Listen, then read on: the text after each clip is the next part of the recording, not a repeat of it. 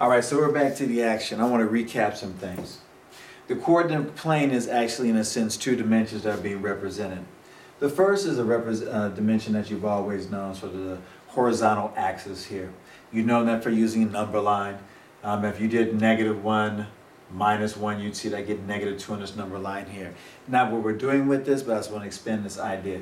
Notice how this axis here, the x-axis or the horizontal line, once turned around, in a sense, becomes the same thing here, but now it's in the y-axis, or the vertical up and down line. Another important thing to understand that the coordinate plane is actually broken into 4 pieces or quadrants. Quadrant 1, quadrant 2, quadrant 3, and quadrant 4, as you face this way. Let's talk about some other really important aspects of this as well.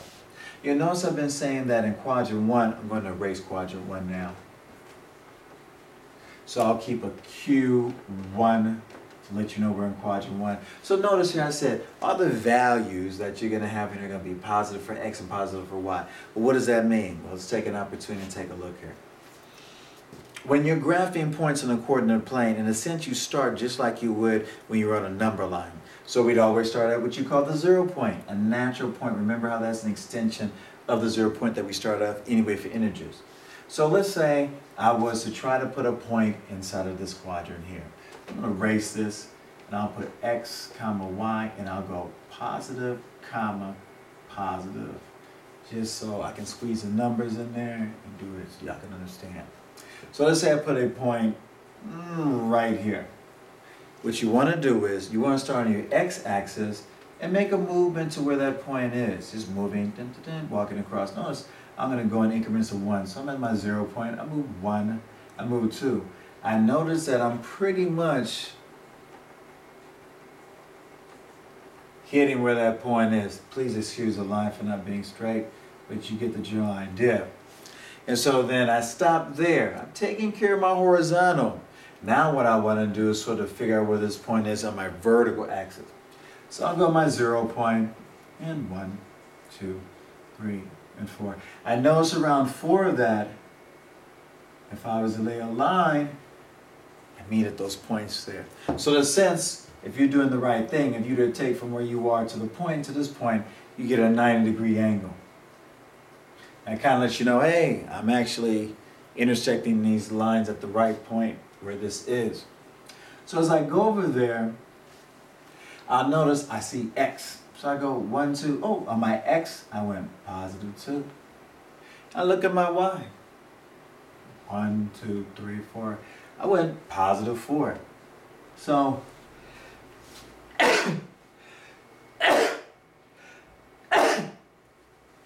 excuse me. So, you'll notice that once I get to that point there, both these points are positive. So it proves our theory that if I'm in quadrant 1, any type of integer that I'm going to use to reference a point, it could be, let's say, 5, 7, 5 on my X, 7 on my Y. All these points are going to be positive. Now let's take a look at quadrant 2, and let's see if our theory of the X's will be negative and the Y's will be positive play out here every time. So I'm going to erase this. Put Q2. And then I go X, comma, Y. We said the X is going to be negative, so I put a negative, comma there. And we said the Y values will be positive. All right, so positive. So let's take a look. I'm going to place a point. Right here. So I place that point there. That point is on the coordinate plane. So first thing I want to do is I want to start my 0 point again. And then what I want to do is sort of trail to where I believe my line is going to actually intersect where that point is. And now you can see where the word intersection comes from, where lines are crossing across each other or into each other. So an intersection. So that's what I'm trying to do at this point is intersecting. So we'll go over here. I'll go 1 backwards, which is -1. 2 backwards, which is -2. 3 backwards, which is -3. It looks like I got -3. So run my little deal here. It looks good. And notice a line can go on forever. So if I wanted to, I could run parallel with this forever. That's why I said I'm intersecting that point.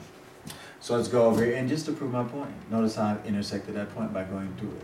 Anyways. So then now, I've taken care of moving horizontally. Well, let me take care of moving vertically. I'm at 0. 1, 2, 3, 4, 5, 6, 7, 8. Or about. I move a little bit lower. Okay, so A right there, right? So then I go from my dots to intersect, and there we are. So let's go ahead and register this point where the lines intersect at this point. So where on the the horizontal axis, I move in here 3, and then notice on on the y-axis, going a positive movement at 8. And so it looks like it holds true that our theory that you have a mixture of values. The x values will be negative and the y values will be positive in quadrant 2. It looks like it's true. And notice once again, creating that 90-degree angle. Let me put that there, 90-degree angle. You know that you plotted a point well and gave its x and y coordinates. If you, or x and y values for the point on the coordinate plane, if you have a right angle or 90-degree angle. So let's go over here, take a look at this one. So I'm gonna put a Q3 here. So we're at Q3. So we predicted that the values here for x and y would be negative, negative. So let's see if that's true. Once again, I'm going to place a point on the coordinate plane, and I'm going to go here for this point.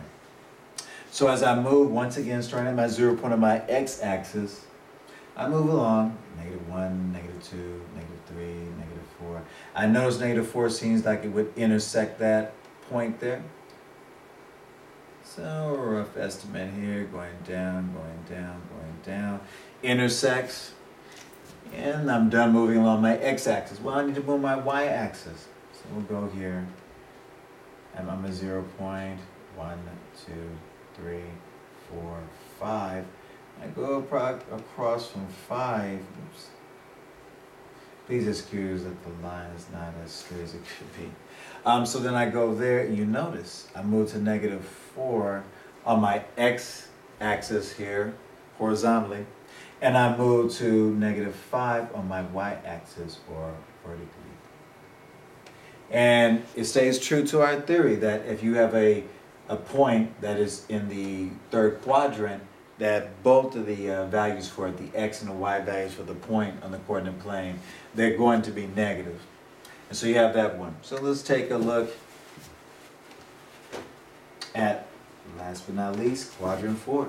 So I'll place a Q4 there then to create quadrant 4 for you, and I'll go x comma y, and we predicted that we'd have positive x and negative y. So let's see. I'm going to drop a point